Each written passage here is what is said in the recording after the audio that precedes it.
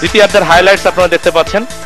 দ্বিতীয়ার্ধের ম্যাচের দ্বিতীয়ার্ধের খেলার গুরুত্বপূর্ণ অংশ কিছু সোহেল এক্ষেত্রে ফিস্ট করে রক্ষা করেছিলেন এবং আক্রমণ শ্রীলঙ্কা দলের বেশ কিছু আক্রমণ আবারও ফিস্ট সোহেলের এবং বাংলাদেশ দল হেমন্ত ভিনসেন্ট বিশ্বাস এক্ষেত্রে একটি কিক নিয়েছিলেন, স্ট্রেট টু দ্য গোলকিপার হওয়ার কারণে গোল করা সম্ভব হয়নি। চমৎকার ড্রিবলিং ছিল এক্ষেত্রে হেমন্ত ভিনসেন্ট বিশ্বাসের, তবে গোল কিন্তু আদায় করে নিতে তিনি পারেননি।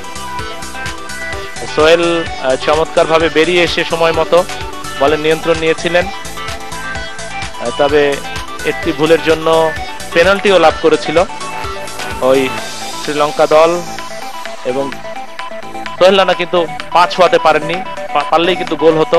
আরো একটি সুযোগ এসেছিল এমিলি এ যাত্রা, পা ছোঁয়াতে পারেননি।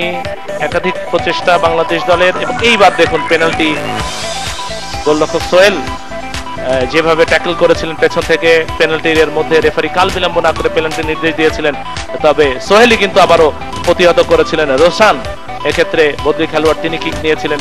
সোহেল প্রথমে প্রতিহত করেন এবং দ্বিতীয় প্রচেষ্টা ছিল রোশানের, হেড করে গোল করার চেষ্টা করেছিলেন, সেটিও কিন্তু গ্রিপে নিয়েছিলেন বাংলাদেশের গোলরক্ষক শহীদুল আলম সোহেল। অর্থাৎ 1-0 গোলে জয়লাভ করেছে আজকের এই ম্যাচে বাংলাদেশ শ্রীলঙ্কার বিরুদ্ধে এবং পূর্ণ 3 পয়েন্ট অর্জন করেছে আজকের এই খেলা থেকে।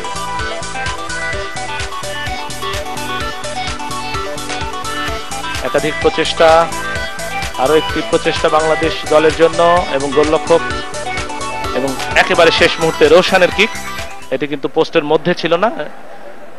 দেখুন বাংলাদেশ 1 শ্রীলঙ্কা 0 এবং ফুল টাইম শেষে বল পজিশন বাংলাদেশের অনুকূলে 53%, শ্রীলঙ্কার অনুকূলে 47%। শট নিয়েছিল বাংলাদেশ 26টি, শ্রীলঙ্কা 12টি।